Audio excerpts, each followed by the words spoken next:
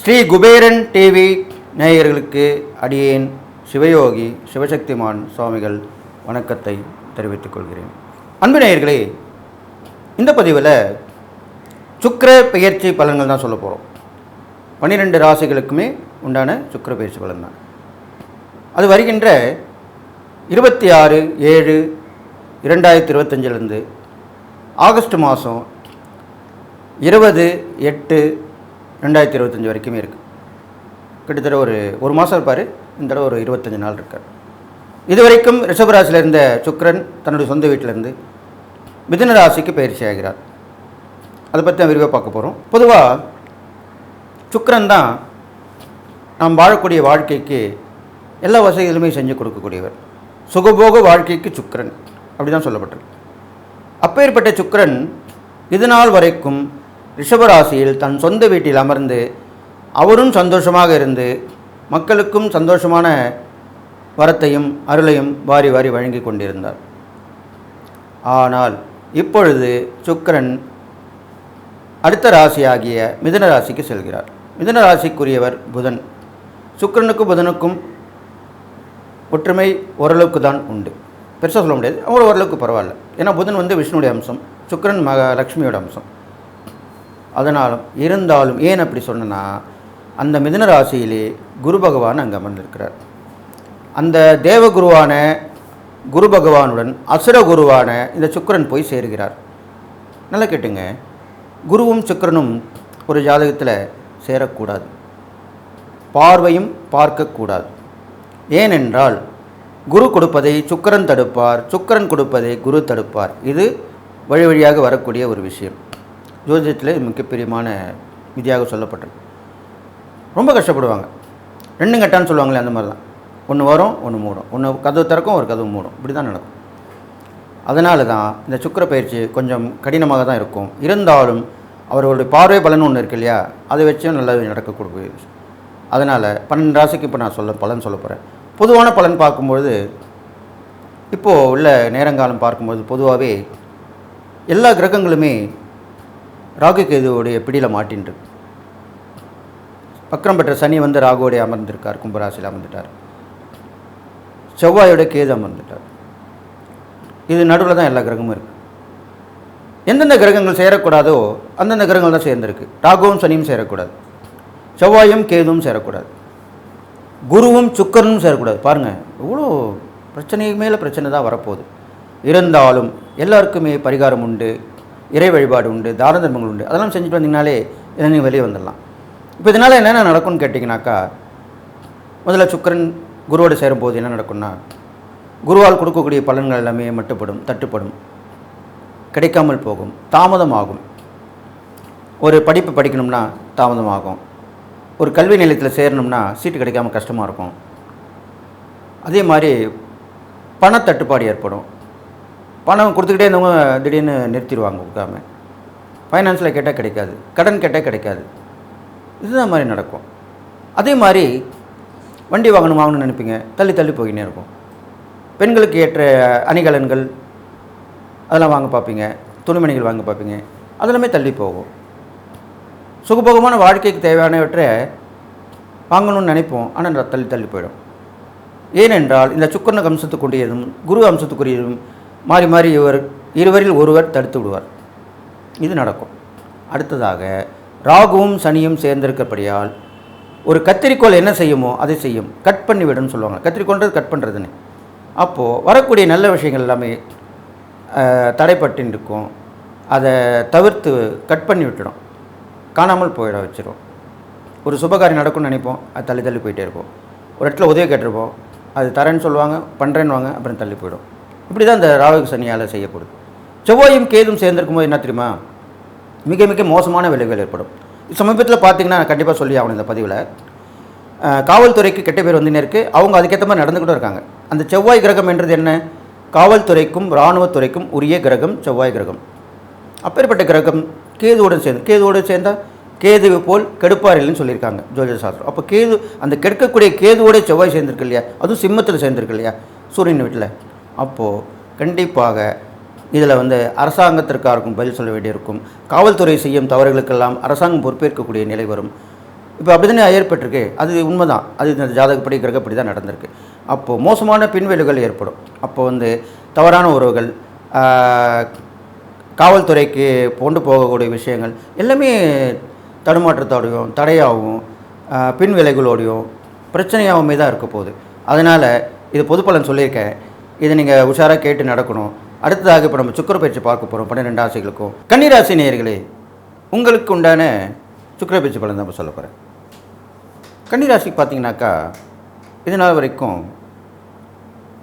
சுக்கிரன் உங்கள் ராசிக்கு 9ஆம் இடத்துல இருந்தார். இப்போ 10ஆம் இடத்துக்கு வந்திருக்கார். 10ஆம் இடத்தில் வந்திருக்கும்போது குருவுடன் சேர்கிறார்.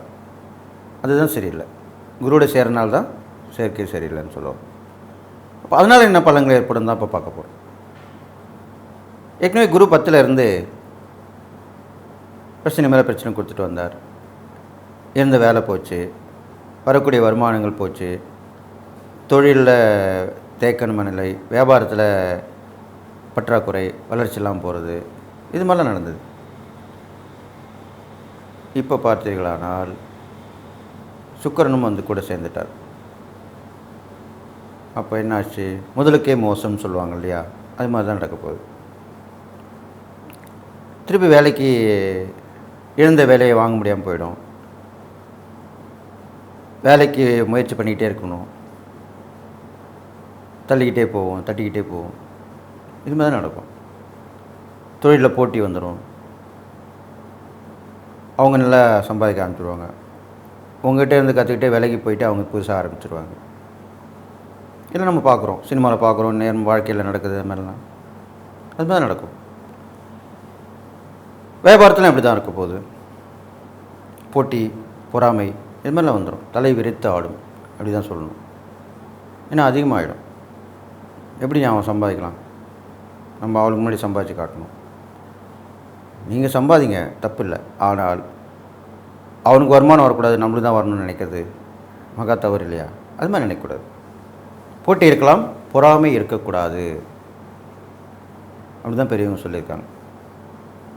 ஆனால் உங்கள் ராசிக்கு இப்போ அப்படி தான் நடக்க போகுது. கன்னி ராசிக்கு அடுத்ததாக சுக்கிரன் 10ஆம் இடத்துல இருக்கனால போட்டி பந்தயங்களை கூட கலந்துக்கிட்டாலுமே வெற்றின்றது ஒன்று எட்டக்கனியாக தான் இருக்கும். கிட்ட வருவீங்க, அந்த ஃபஸ்ட்டு ப்ரைஸ் வாய்ப்பு தட்டி போயிடும். இல்லை நீங்கள் ஜெயிச்சு வந்துடுவீங்க, அப்புறம் என்ன சொல்லுவாங்க, இல்லை இல்லை நீங்கள் வேணும்னு தான் பண்ணீங்க அப்படின்னு சொல்லி அந்த பரிசு உங்களுக்கு வராமல் போயிடும். இல்லை நீங்கள் ஏதோ மருந்து செலுத்தி, இப்போ சார் நான் பார்க்குறோம், பெரிய பெரிய விளையாட்டுகளில் விளையாடுறவங்க போதை மருந்து செலுத்தி அதில் ஜெயிச்சிட்டாங்கன்னு சொல்லுவாங்க. அந்த மாதிரிலாம் கூட வரும். அது மூலிமா அவங்களுக்கு அந்த வந்த பரிசு, பாராட்டு, விருது, பணம் எல்லாமே போயிடும். அந்த மாதிரி ஒரு சூழ்நிலை தான் இப்போ நடக்குது உங்களுக்கு. அப்போ நீங்கள் என்ன பண்ணணும், கண்ணில் விளக்கெண்ணெய் ஊற்றிட்டு கவனமாக இருக்கணும். ரொம்ப கேர்ஃபுல்லாக இருக்கணும். எங்கே நல்லது நடக்குது, எங்கே கெட்டது நடக்குது பார்த்துக்கிட்டே இருக்கணும். யார் நல்லவங்க, யார் கெட்டவங்க, இப்படி ஆராய்ச்சி பண்ணிக்கிட்டே இருக்கணும். இது மாதிரிலாம் பண்ணிட்டு வரணும். அப்போ தான் உங்களால் அதுலேருந்து வெளியே வர முடியும். அடுத்ததாக பார்த்தீங்கன்னாக்கா, உங்களுக்கு வரக்கூடிய வாய்ப்புகளுமே தட்டி போயிடும். கிட்ட வரும், அப்படியே தட்டி போயிடும், தூரம் போயிடும். என்னடா இது, வாழ்க்கையே வெறுத்து போச்சு, நம்ம இருக்கலாமா வேண்டாமா, வேறு எங்கேயே போயிடலாமா, வேறு தவறான முடிவுக்கு எதை போகலாமா, இப்படி தான் அந்த கன்னிராசிக்காரங்களுக்கு எண்ணங்கள் மேலோங்கும். அப்போ இதுக்கு விமோசனமே இல்லையா, இப்படி தான் உங்களை நீங்களே கேட்டுக்கிட்டு இருப்பீங்க. இருந்தாலும் உங்களுடைய சுக்கிரனுடைய பார்வை பலன் உங்கள் ராசிக்கு 4ஆம் இடத்துல விழுது. அது ப்ளஸ் தானே, அது நல்லா தான் இருக்க போகுது. இப்போ 4ஆம் இடத்துல அந்த சுக்கிரனுடைய பார்வை விழறனால கன்னிராசிக்காரர்களுக்கு வீடு சம்மந்தப்பட்ட விஷயங்கள், வேறு வீடு மாறிடுவீங்க. வாடகை வீட்டில் இருந்தாலும் வேறு வீடு மாறிடுவீங்க. இல்லை பழைய வீட்டில் வாடகை வீட்டில் இருந்து கும்பலாக கஷ்டப்பட்டவங்க சொந்த வீட்டுக்கு மாறிடுவாங்க. இதெல்லாமே நடக்கும். அப்போ அந்த இடமாற்றத்தினால உங்களுக்கு நன்மை நடக்கும். எப்பவுமே ஒரு இடம் மாறினாலே உங்களுக்கு வரக்கூடிய பலன்களும் நல்ல பலனாக தான் இருக்கும். அடுத்தது பார்த்திங்கனாக்கா வாகனங்களையும் மாற்றிடுவீங்க. எப்பயுமே வீடு வாகனங்கள் எல்லாமே நல்ல ராசியாக இருக்கணுவாங்க. நம்மக்கிட்ட வந்தபோது நல்ல நாளாக பார்த்து அந்த வண்டி வந்த வேலை நல்லாயிருக்கு, இந்த வாங்கின வீடு ரொம்ப சூப்பராக இருக்குது அப்படிலாம் சொல்லியிருப்போம். அது மாதிரி தான் இப்போ நடக்க போகுது. இப்போ இந்த வண்டி வாங்கிடுவீங்க, பழைய வண்டி கொடுத்துட்டு புது வண்டி வாங்கிடுவீங்க. அதனாலே நல்ல பலன்கள் நடக்கும். கல்வியில் தேர்ச்சி அடைஞ்சிடுவீங்க, அது மூலிமா நல்ல பலன் கிடைக்கும். உத்தியோகத்தில் அது மூலிமா நல்ல ஊதிய உயர்வு கிடைக்கும். இதெல்லாமே நடக்கும். உத்தியோக உயர்வு ஊதிய உயர்வு ரெண்டுமே கிடைக்கும். சில பேர் வேறு இடத்துக்கு மாற்றலாகி ட்ரான்ஸ்ஃபர் பண்ணி அது மூலிமா பெனிஃபிட் கிடைக்கும். உங்களுக்கு நன்மையான பலன் தான் கிடைக்க போகுது. அடுத்து அவங்களுடைய நட்பு உறவுகளுமே பலப்படுவாங்க. அவங்க மூலிமா உதவிகள் கிடைக்கும். எப்பவுமே நம்மளுக்கு ஒரு நேரம் சரியில்லை, கிரகம் சரியில்லை அப்படின்ற போது நம்ம கூட இருக்கவங்க யார்? நண்பர்கள், உறவினர்கள் தான். அவங்க தான் எல்லாத்துலேயுமே நம்மளுக்கு வருவாங்க. அவங்க தான் உதவி பண்ணுவாங்க. அதுக்குண்டான நேரம் தான் இப்போ வந்திருக்கவங்க. அவங்க உதவி பண்ணுவாங்க, இல்லைன்னா நீங்கள் கேட்கலாம். கேட்டால் கண்டிப்பாக உதவி பண்ணுவாங்க. சில பேர் கேட்காமலே செய்வாங்க. இதெல்லாமே கன்னிராசிக்காரன் நடக்க போகுது. சுக்கிரனுடைய பார்வையால் அது ரொம்ப விசேஷமாக இருக்க போகுது. அடுத்தது பார்த்திங்கனாக்கா ஆரோக்கியம் நல்லாயிருக்கும். சுக்கிரனுடைய பார்வையால் ஆரோக்கியம் நல்லாயிருக்கும். உடல்நலம் சீராகும். தொடர்ந்து மாத்திரை மருந்து சாப்பிட்டு வந்திருப்பீங்க, அந்த உடல்நிலை முன்னேற்றம் இல்லாமல் இருக்கும். ஆனால் இப்போ உள்ள காலகட்டத்தில் அதுக்குண்டான பலன் கிடைச்சி அந்த நோய் நொடி போயிடும். ஆரோக்கியம் இருந்தாலே எல்லாமே செய்யலாம். உடல்நலம் கொண்டு போனால் ஒன்றும் பண்ண முடியாது. ஓய்வு எடுத்து தான் இருக்க முடியும், வேறு ஒன்றும் செய்ய முடியாது. எப்போ நம்ம ஆக்டிவாக இருந்தால் தான் எல்லாமே செய்ய முடியும். இன்ஆக்டிவ் இருந்தால் ஒன்றுமே செய்ய முடியாது. ஆனால் இந்த காலகட்டத்தில் உங்களுக்கு ஆக்டிவாகி நல்லா ஆகிடுவீங்க, ஸ்மார்ட்டாக ஆகிடுவீங்க. ஒரு மைனஸ் வந்தால் கூட ப்ளஸ் ஆக்கிடுவீங்க, சரியாயிடும். இது மாதிரி தான் இப்போ இந்த கன்னிராசிக்காரங்கள் நடக்க போகுது. இந்த பார்வையிட பலன் நல்லா இருக்குது. நீங்கள் செய்யக்கூடிய இறைபரிகாரம் பார்க்கும்பொழுது கன்னிராசிக்கு பார்த்திங்கன்னா ராசியாதிபதி புதன் தான். அப்போ பெருமாள் வழிபாடு, லக்ஷ்மியோட கூடிய பெருமாள் வழிபாடு கண்டிப்பாக நீங்கள் கடைப்பிடிச்சி வரணும். அதே மாதிரி இப்போது மூத்த தம்பதிகள் இருப்பாங்க இல்லையா, ஆணும் பெண்ணும், அவங்ககிட்ட ஆசீர்வாதம் வாங்கணும்.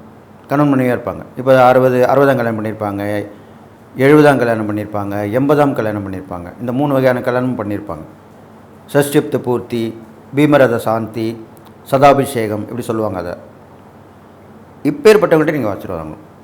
ஏன்னா கணவனும் மனைவியும் இருக்கணும். அவங்ககிட்ட ஆசீர்வாதம் வாங்கணும். சும்மா ஆசீர்வாதம் கூடாது.